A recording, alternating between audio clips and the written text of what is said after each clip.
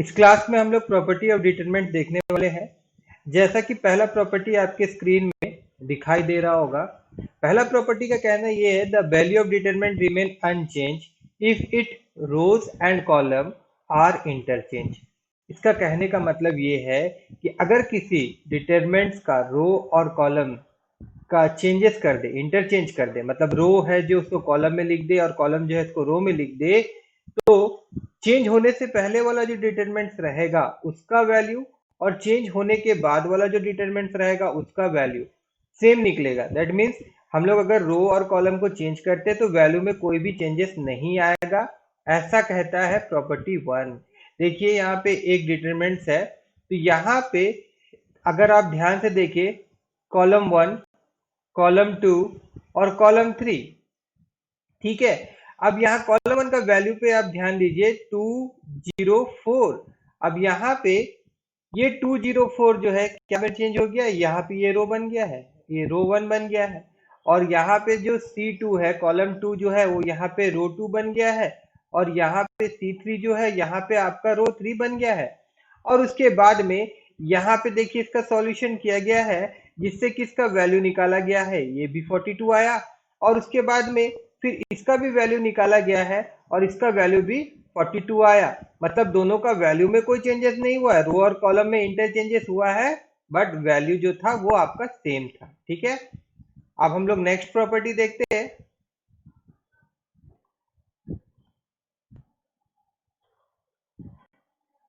Next property, property number 2। अच्छा, property number 2 का कहना क्या है कि इफ टू रो और कॉलम, या तो रो या तो column of A determinant interchange, then the value of determinant change in sign only. ठीक है, बात समझिए। अगर दो रो या कॉलम में आपस में इंटरचेंज कर दिया जाए और उसके बाद में चेंज होने से पहला डिटरमिनेंट का वैल्यू और चेंज होने के बाद डिटरमिनेंट का वैल्यू पे अगर देखा जाए तो अंतर सिर्फ साइन का होगा।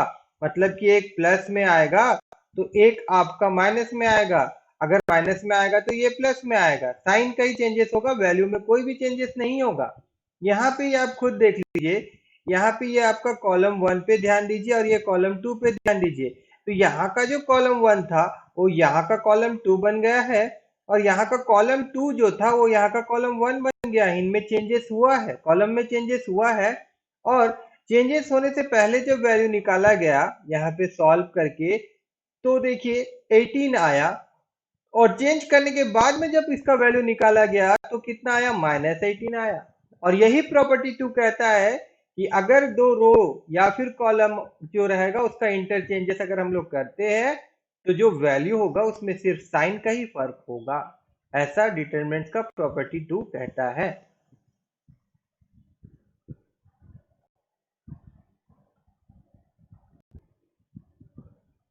अब देखिए प्रॉपर्टी नंबर 3 का कहना क्या है। प्रॉपर्टी नंबर 3 का कहना है कि इफ एनी टू रो और कॉलम, या तो रो या तो कॉलम अगर आइडेंटिकल है यानी सेम है, तो जो वैल्यू होगा डिटरमिनेंट का ओवरऑल वैल्यू वो क्या हो जाएगा, 0 हो जाएगा। देखिए यहाँ पे A3, ये आपका B3 और ये आपका C3 छूट गया है ना। तो इसको नीचे में इसका जो प्रूफ दिया गया है, ऐसे तो ये बहुत सिंपल है। देखिए जब भी आपको कुछ इस प्रकार से डिटरमिनेंट मिले, जैसे 2 3 4 और यहाँ पे भी 2 3 4 और यहाँ पे 1 5 6 है, तो अब देखिए ये दोनों क्या है, आइडेंटिकल है, सेम है, दैट मीन्स इसका वैल्यू क्या होगा, 0 होगा।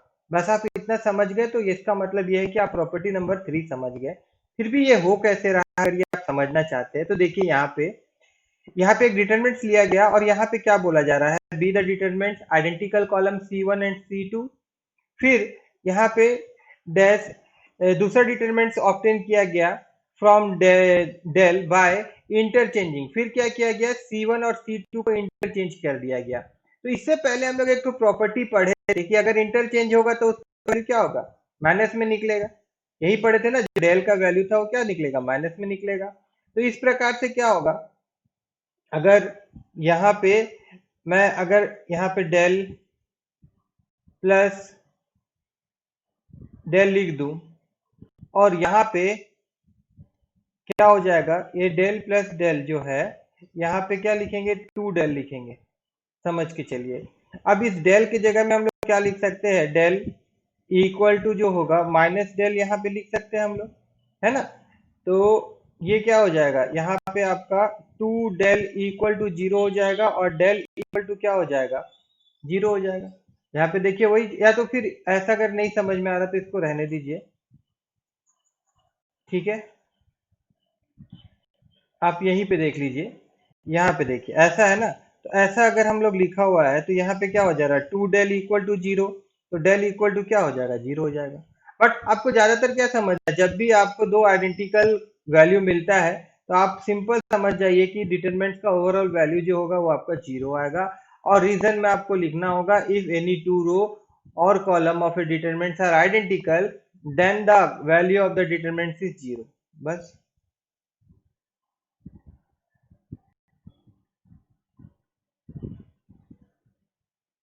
अब प्रॉपर्टी नंबर 4 क्या कहता है वो देखिए, if each element of a row of a determinant is multiplied by the same constant k is not equal to 0, then the value of the determinant is multiply that constant k। देखिए यहाँ पे मैं आपको पहले समझा देता हूँ कि क्या होता है कि अगर मैं यहाँ पे 4 लिखूं और उसके बाद यहाँ पे कोई भी डिटरमिनेंट्स लूं,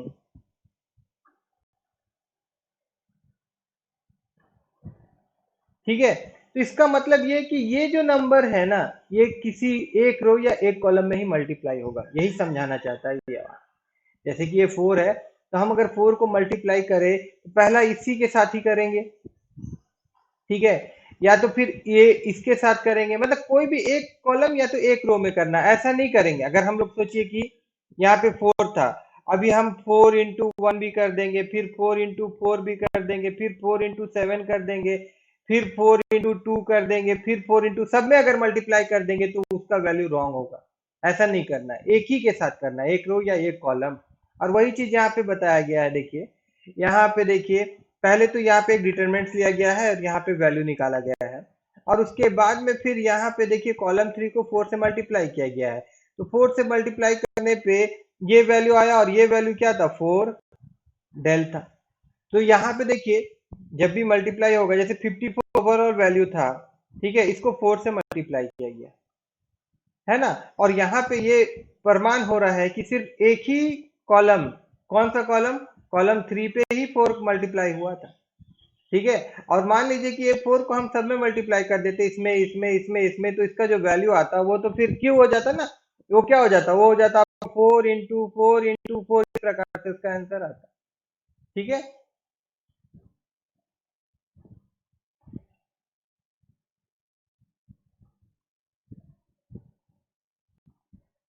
अब देखिए प्रॉपर्टी नंबर 5 का कहना क्या है।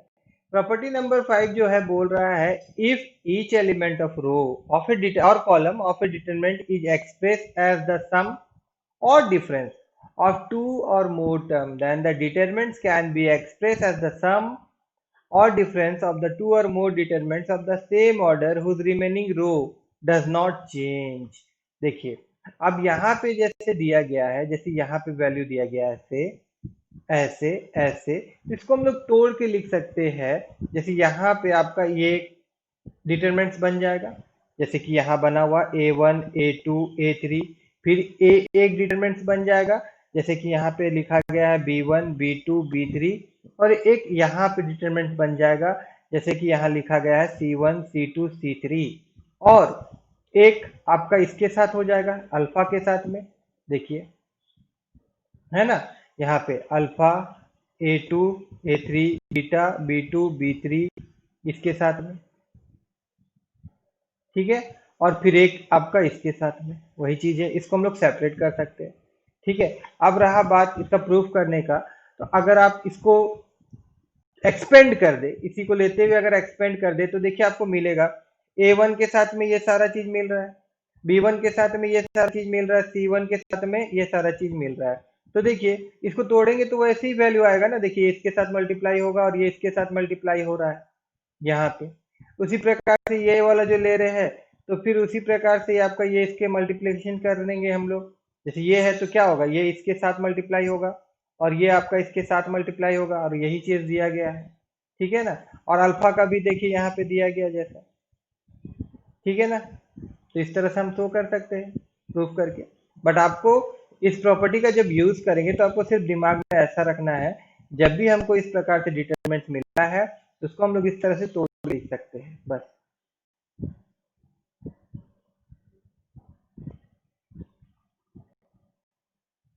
उसके बाद देखिए डिटरमिनेंट प्रॉपर्टी जो 6 है वो क्या बोलता है, बोल रहा था value of determinant does not change if to each element of row be added और subtracted to some multiple of the corresponding element. मतलब कि अगर मान लीजिए कि रो 1 है और रो 1 में कुछ चेंजेस कर दिया जाए, रो 1 में कुछ चेंजेस कर दिया जाए, जैसे कि यहाँ पे मान लीजिए 2 रो 1 में हम लोग प्लस कर दे रहे हैं 2R2 इस प्रकार से, तो जो वैल्यू होगा उसमें कोई भी चेंजेस नहीं होगा। अगर हम लोग इसका रो या कॉलम में कोई भी चेंजेस कर भी देते हैं, एडिशन सब्ट्रैक्शन विथ मल्टीप्लिकेशन, मतलब कुछ मल्टीप्लाई करते हुए चेंजेस करते हैं, तभी जो वैल्यू रहेगा उसमें कोई भी चेंजेस नहीं होगा। इसका हम लोग देख लेते हैं यहाँ पे नेक्स्ट।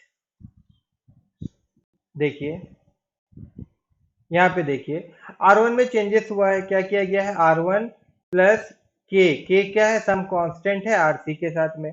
अगर हम लोग इस प्रकार से इसको इसको इसी लिखा जाता ना, फिर इससे पहले एक प्रॉपर्टी पढ़े थे हम लोग, तोड़ के लिख सकते हैं। यहाँ पे देखिए तोड़ के लिखा गया है। तोड़ के लिखने के बाद में क्या हुआ, तोड़ के लिखने के बाद में हो क्या रहा है, यहाँ पे देखिए ये के सब में कॉमन है, तो अगर हम के को बाहर लेके आ जाए, ठीक है, तो क्या होता है, देखिए A3 B3 क्या हो रहा है, आइडेंटिकल हो रहा है। आइडेंटिकल होने से क्या हो जाएगा, हम लोग पढ़े एक प्रॉपर्टी अभी थोड़ा देर पहले ही कि उसका ओवरऑल वैल्यू 0 हो जाएगा। अब 0 हो गया तो ये जो कांस्टेंट कॉमन हुआ था ये भी क्या हो जाएगा, 0 हो जाएगा। तो इस प्रकार से जो वैल्यू होगा वो तो वही आएगा ना जो पहले इसका वैल्यू था, ठीक है। मतलब पहले हमारा जो डिटरमिनेंट था वो तो ये था ना, इसका वैल्यू के साथ ही में वो बराबर होगा। यही क्या, इसे यही प्रॉपर्टी बता रहा है इसमें आपका प्रॉपर्टी नंबर 6, ठीक है। डिटरमिनेंट्स का सारा प्रॉपर्टी अगर आप लोगों को समझ में आओगे तो मेरे इस वीडियो को लाइक करिएगा और मेरे चैनल को सब्सक्राइब करना मत भूलिएगा।